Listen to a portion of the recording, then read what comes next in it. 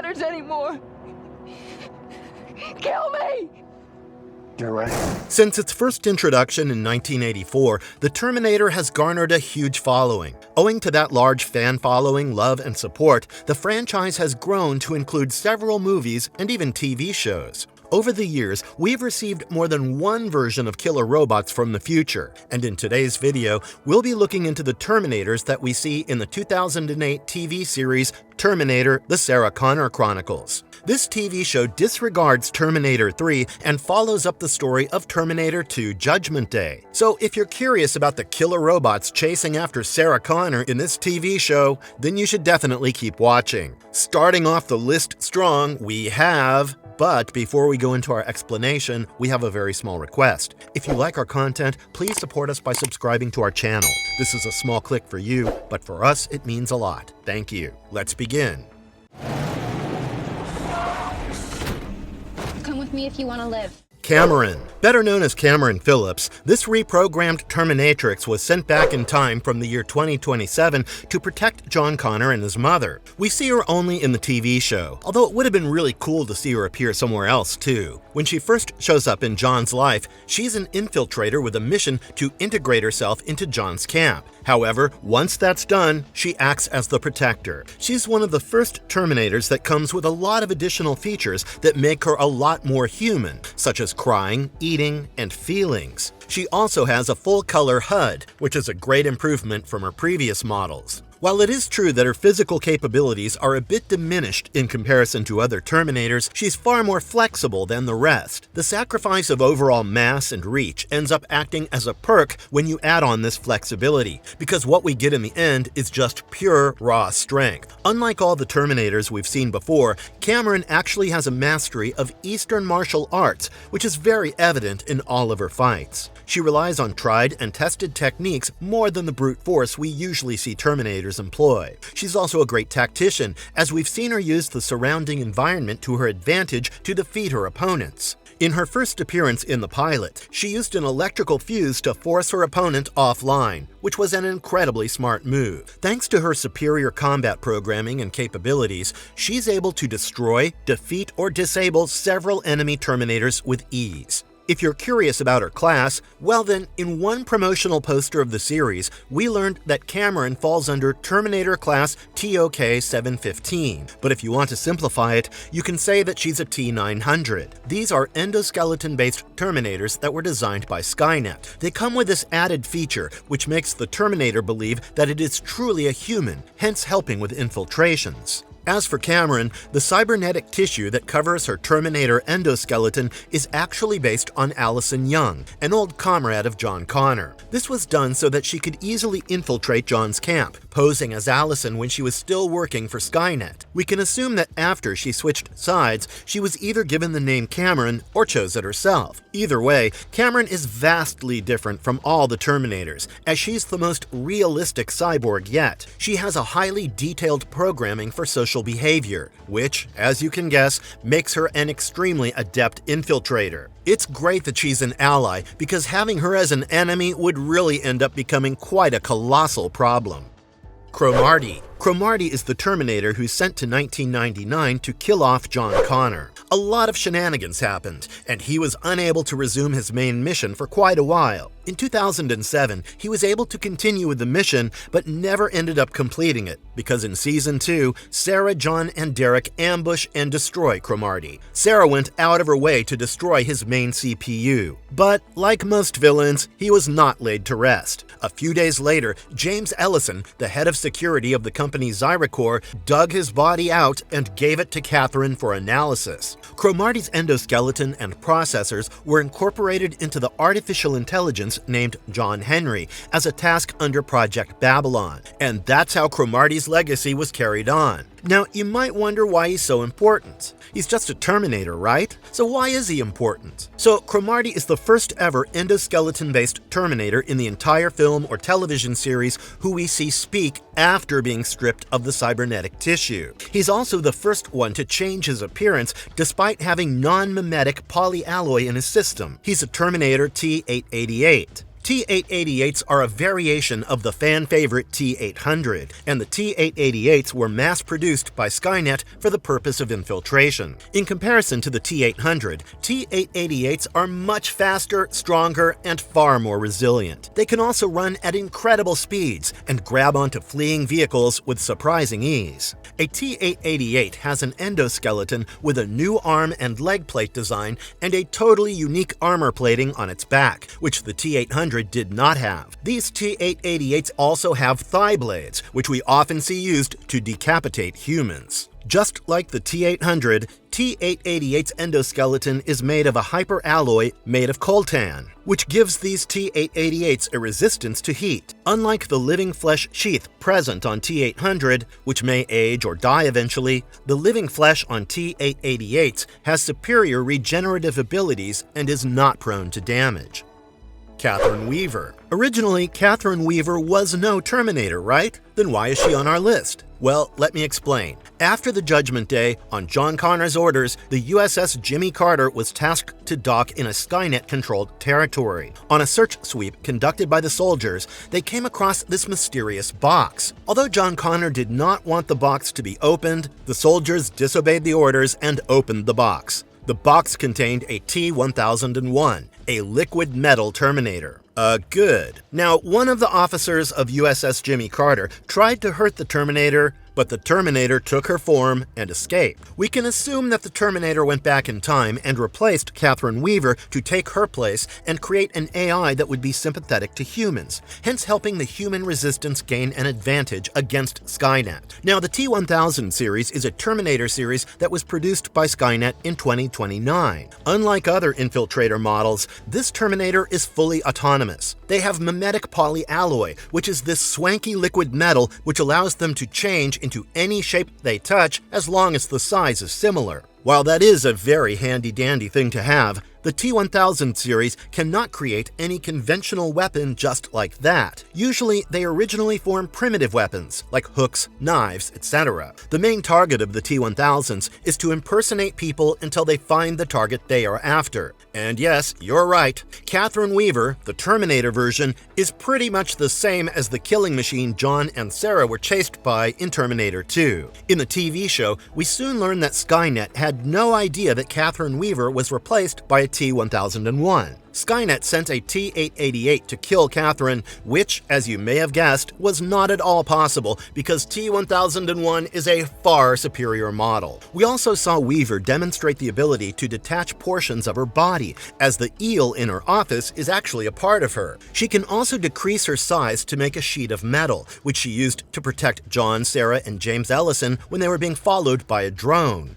Vic Chamberlain. Although at first glance, Vic Chamberlain might look like a human, he's actually a Terminator. He is a T-888 who was sent back in time to keep an eye on Barbara Chamberlain, one of the main Skynet progenitors. His mission was to ensure Skynet was actually created. In Season 1, when Sarah and Cameron went to meet up with the Resistance soldiers, they found the soldiers dead. Amidst the dead bodies, the T-888 was waiting for the Resistance fighters' return. It attacked Cameron and Sarah, but eventually turned tail and ran. In a horrific car crash, it was assumed that this T-888 managed to replace the original Vic Chamberlain to make sure his mission was successful. He continued his mission afterwards by intentionally getting arrested so that he could kill more Resistance fighters. At one point, he and Cameron end up fighting again when Vic learns that his target, Derek Reese, has been taken out of prison. He managed to overpower Cameron and tried to shoot Derek down. However, Cameron was able to hit Vic with a metal pipe and then forcibly removed its chip. Vic's hand was severed during the fight, and Cameron promised to find it and destroy it after burning off the T-888 endoskeleton using thermite. But Cameron did not destroy the T-888's chip, claiming it to be a valuable source of intelligence. Later, when John was trying to hack into T-888's CPU chip for information, the T-888 was able to get control of the computer and tried to target John within his own laptop. Vic was going to create an open internet connection using his programming, and John and his team had to physically unplug and disassemble everything to stop Vic from gaining control. In my opinion, the scariest version of T-888 has to be Vic Chamberlain. In this form, we learn that T-888s can not only mimic believable human emotions, but they're also anatomically correct. Because T-888 pretended to be Vic Chamberlain for a really long time, and Barbara did not suspect a thing. It is so creepy. Carter. Showing up in the episode titled Heavy Metal, this guy right here is another Series 888 Terminator who was given a living tissue model so that he could impersonate a US Army major. He also protected the future production of an endoskeleton factory. However, his main mission was to secure this particular shipment of coltan for Depot 37 in the future. He was supposed to supply Depot 37 with coltan and other raw materials so that they could build several endoskeletons. At one point, he had gathered enough coltan to build 530 endoskeletons. Now, obviously, no one in the Resistance team wanted him to succeed in his plans. So John, Sarah, and Cameron tracked Carter down to Depot 37. There, the Resistance team killed off all the men working with Carter and sealed the blast doors to the depot. But unbeknownst to everyone else, John Connor was also trapped in the truck with Carter thanks to the sealing. Carter had already gone into standby mode, and using that to his benefit, John managed to get the keys to the truck from Carter's neck and unlocked the door. He managed to escape while Sarah and Cameron stole the truck full of coltan. Right then, Carter came out of his standby mode and started fighting Cameron. While he was distracted by Cameron, John and Sarah stole the coltan, and eventually, Cameron managed to escape. Right before escaping, they closed the blast doors behind them, successfully entombing Carter in Depot 37. With him trapped away, John and Sarah dumped the entire loot of coltan in the sea, preventing the production of those endoskeletons Carter was tasked with. Despite being a T-888, the Bedell Terminator is very much like the OG T-800 that we saw in the first Terminator movie. This Terminator was tasked to kill Martin Bedell, who helped John Connor with the creation of the Resistance following the breakout from Century Work Camp. This Terminator followed a linear approach and went to the backyard barbecue of Mr. Martin Bedell, and eventually to the house of Mart Bedell. Sarah and Cameron showed up and saved Marty Bedell. Then the Terminator showed up at Presidio Alto to terminate the third Bedell and ignored everyone else from Bedell's squad. This led him walking straight into Derek Reese's ambush. This led to a huge fight, and after Reese shot the Terminator in its head, the Terminator gave chase. Martin Bedell was too shocked to move when the Terminator followed Reese to the Claymore mines. So, to save him, John Connor revealed himself, which caused an instant priority override. The Terminator started following John and was eventually led onto a plank over a tar pit. When he was shot at by Derek's Barrett 50 caliber rifle, the barely balanced Terminator fell into the tar pit, and it was neutralized by a point-blank shot. Then the endoskeleton of this Terminator was burned off by dropping a thermite charge. Rosie. When it comes to Rosie, it's not confirmed what her mission really is. This Terminatrix seemed to be an agent of Skynet for a moment, only to seem like a member of the future Resistance in the next. It could be that maybe she was programmed to be rather inconspicuous about her missions, and that's why she took more of an infiltration approach. When it comes to her model and series number, nothing has been confirmed. However, based on the way she acts, we can conclude that she's not an advanced model like T-1001. She seems to be more like a T-888. Like Cameron, she does suffer in physical confrontations, as she's quite small in size in comparison to other Terminators. However, she has flexibility which was not seen in any other Terminator. Now, it could be because this flexibility and contortions were possible because Cameron broke her body in their fight. But then again, Rosie has made it evident that she is more than capable of fixing dislocations. And she also has a self-destruct chip if her chip is forcibly removed. Based on whatever we can see of Rosie in the second season, it's implied that she is probably a T-900, just like Cameron is. Carl Greenway, Terminator. In the TV series, we learn that there was supposed to be a restart in testing at the nuclear power plant at Avila Beach, known as Serrano Point Nuclear Power Plant. However, as a Navy nuclear power technician, he had a lot of safety concerns about the facility and the restarting. Because he was proving to be quite the roadblock for the testing, he was murdered in his house, which was framed as a suicide somewhere around November 16, 2007. To replace him, a T-888 was sent in his place. and thus the nuclear testing began. However, Sarah Connor noticed that there was something off about this particular Carl. See, the original guy was a cancer survivor. He had a huge surgical scar on the inside of his right bicep because 2 lymph nodes were removed. But this Carl, standing in front of her, did not have the scar tissue. Realizing the infiltration, Cameron was the one who terminated this unit. She hurled it into the power transformer and overloaded it. The burnt-out corpse of the Terminator, as well as the video recordings of this fight, were encased in a radioactive waste drum so that it would not end up being a part of a time paradox regarding the origins of Skynet. Myron Stark. This particular T-888 was sent from the future with the mission of assassinating Governor Mark Wyman on New Year's Eve at a keynote held in 2010. However, due to some type of temporal error in time travel, this Terminator ended up in the 1920s. When he arrived in 1920, he accidentally ended up killing a very crucial contributor to his primary mission by accident. So, to rectify this error, Myron Stark was forced to create a predestination paradox. He went ahead and robbed several banks to gain a lot of money. He also got his hands on some Liberty notes so that he could fund his main operation. Anyone who didn't comply with his demands was immediately killed. He purchased a bunch of property and gained quite a bit of attention from the media because he would hire non-white workers and pay them double the wage, as well as treat them as equals. Amidst all of that, he managed to complete the construction project he had undertaken so that when 2010 came by, he could kill off Mark Wyman during his speech at the Pico Towers in Los Angeles. When Cameron figured out what Myron Stark was doing and what he was after, she tracked him down to the building where Stark had entombed himself. He had been living inside that tomb for 80 years on standby mode, requiring no nutrition whatsoever. Cameron disarmed him with a Thompson submachine gun and then fought with him into an elevator shaft. Eventually, she dropped an elevator on him, crushing his lower half completely and pinning him to the place. Then, with a utility knife, she scooped up his CPU and terminated him for good. Unlike other models of this series, Myron Stark was very blunt, but he was also very good at solving his problems. Since he accidentally murdered Rupert Chandler's son, who was planning on building the Pico Tower in the first place, Myron went ahead and built the Pico Tower after creating a huge construction campaign and eventually buying out Chandler's company to succeed in his growth. Based on his actions, one could credit him for the growth of the city of Los Angeles as he built several homes and buildings, which definitely affected the timeline.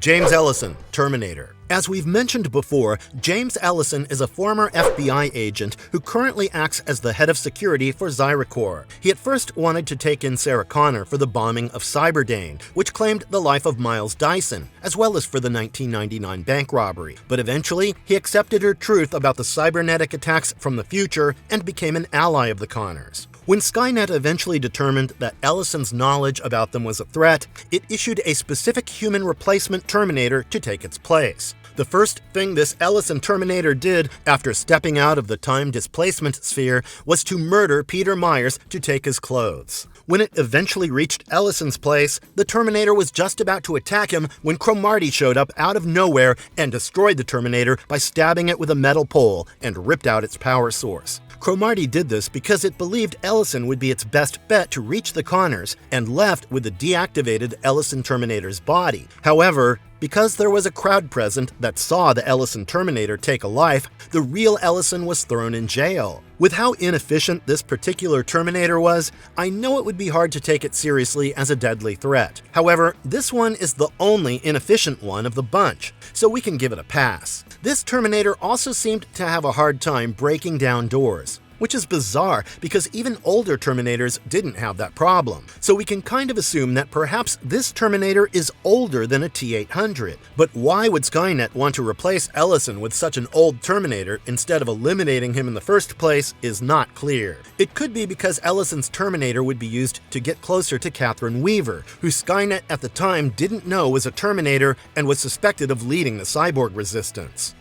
The Fields Terminator. This particular Terminator is a T-888 model which was sent back to 2008 to kill the Fields family. It followed them to their secluded holiday cabin in the Alpines and came right on time to stop Sarah and Cameron from shifting the family to safety. It smashed the car with their truck and then tried to kill off the Fields family. Luckily, our girl Cameron sprung into action, and that began a long, drawn-out sequence in which both of them hunted each other in the woodlands. When they finally clashed, however, this T-888 was able to overpower Cameron and threw her through the cabin window. On approaching the cabin, the T-888 was met by David Fields, who assumed he was the target. But the Terminator scanned him and cast it aside because the main target was Sydney Fields. Since Sydney was not born yet, it wanted to kill off her mother, Anne, kinda similar to the very first Terminator's mission of killing Sarah Connor to prevent John's birth. It chased Sarah and Anne through the woods, but right on time, Cameron showed up, reactivated, and had a truck which she used to run it over. Then they quickly fled the scene before the Terminator could catch up to them. About 6 months later, Sarah and Cameron destroyed this T-888 after tracking it down.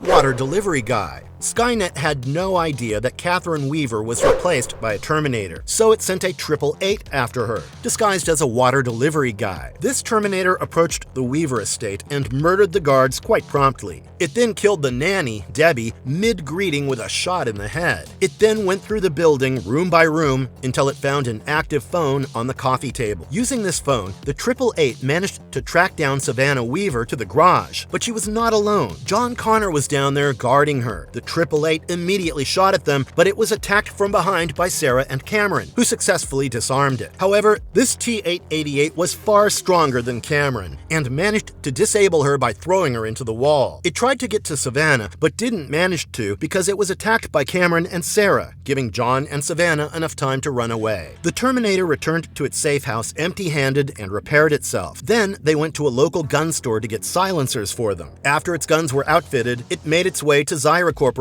and broke through the gates. It killed security guards and eventually came face to face with Catherine Weaver. It emptied an entire magazine into her chest, not knowing she was a Terminator. But before it could change tactics or attack again, Catherine skewered it with one of her blades and cut into an electrical line nearby, electrocuting it through her body. Then she took out its CPU and gave it to John Henry so that they could pull information from it. Unlike all the T-888s shown in the series so far, this one is way more tactical, but a bit more mechanical with its movements at times. It always had a combat-ready posture, and that's why this Terminator managed to kill off Derek Reese with a swift headshot. Queeg. Queeg is a T-888 that was reprogrammed by the Resistance. He was the captain of the USS Jimmy Carter in 2027 when they were out to make a supply run. The USS Jimmy Carter was attacked by a Skynet submarine named the Kraken. Under Queeg's command, the Jimmy Carter was lowered to the maximum safety depth, making the Kraken think it had sunk. However, in the middle of all this chaos, the human commander of Jimmy Carter, Flores, realized that they were miles off course. This was when Queeg had to come clean about John Connor and his order to pick up something from the Indonesian oil rig. The contents of the box were classified, but the members of the crew opened it. Out of this, a liquid metal Terminator, aka T-1001, came out and killed one of the crew members for the sake of self-defense and fled. This led to a lot of paranoia amongst the crew, and Lieutenant Dietz attacked Flores in a fit of panic. Queeg killed the lieutenant by smashing his forehead and ordered everyone to go back to their stations. This led to Flores asking Queeg about the mission, and when he refused, she took over command of the ship and asked him to remove his CPU for examination. When Queeg refused to comply, Flores assumed he was being compromised and destroyed him with a direct shot to his CPU. Nightmare Terminator. After being chased around by Terminators with the sole goal of killing her off, can we really blame Sarah for having nightmares? In the pilot episode, we see her having a nightmare where the police have caught up to Sarah and John when Sarah was picking him up from school. They were put in separate police cars during transportation, and while they were on the move, the Nightmare Terminator appeared out of nowhere. He shoots at the police car and then pulls out 2 MP5s to destroy them. Sarah and John manage to escape from the cars, and she sends him running away from the scene. However, the Terminator uses a Desert Eagle and shoots John. By the time Sarah reaches him, John is already dead. In the depths of her despair, Sarah asks the Terminator to kill her, but the Terminator refuses. Then, a nuclear bomb goes off, and the skin of this Terminator melts away completely. The endoskeleton is left standing, and it menacingly marches to Sarah and starts strangling her. The nightmare ends with a close-up of its glowing red eyes. Now, obviously, this Terminator shows up only in her dream, so there is no series number for it. However, you can see that the endoskeleton of this Terminator is vastly different from Cromartie's endoskeleton, so it's possible that this Terminator is the T-800 from the Terminator film or a Model 101 Terminator owing to its similar physical features. Oil rig Terminator. This particular Terminator is a T-600, vastly different from all the 888s we've seen so far. It was captured and reprogrammed by the Resistance, and he was then stationed on the oil rig platform off the Indonesian archipelago. This area was a major Skynet zone, so the dangers were at an all-time high. This Terminator was programmed to wait for the USS Jimmy Carter, captained by Queeg, with 2 888 endoskeletons. He had the secret package that Queeg needed to deliver to Serrano Point. Lieutenant Dietz was the one who met up with the oil rig Terminator and his 2 888s and retrieved the package from them. Now, these T-600s are usually known as rubbers. They were the early models of infiltration, and they had a basic combat endoskeleton made of titanium alloy. Sometimes these endoskeletons were covered by synthetic latex, which led them to having a very noticeable rubber skin that the Resistance fighters could recognize very easily over short distances. The Rogue. For every successful experiment, there's always a failed attempt, and the reprogramming of Terminators is not any different. When Derek Reese reunited with the Resistance after escaping the prison house in 2027, he learned about the reprogramming practice. This Terminator is one of the first to be reprogrammed, but as the reprogramming done by the Resistance was an uncertain prospect, the Terminator reverted to its Skynet base code and attacked the Resistance fighters in Depot 2. Derek went up against the Rogue Terminator with a Desert Eagle in a suicidal attempt to stop the killer machine. But then Cameron showed up and slammed the Terminator through the wall and fired an M79 grenade at point-blank range, terminating it for good. It wasn't confirmed what series this Terminator belonged to, but it definitely had a living tissue model, so we can assume it was maybe a T-800 or a T-888. Marvelous verdict. With that, we come to the end of this video. The TV series definitely gave us some new and interesting models, and we learned how each Terminator might use the same set of abilities in different ways to neutralize their threats. If you're a bit of a Terminator fanatic, then I definitely suggest this TV show. With its immersive storyline and interesting roster of Terminators, this show is definitely something that will keep you on the edge of your seat the entire time. Let us know in the comments which Terminator model you liked the most. And until next time, take care. And if you liked our content, don't forget to leave a like and subscribe to us if you haven't already. Have a good one and be safe. Thanks, everyone.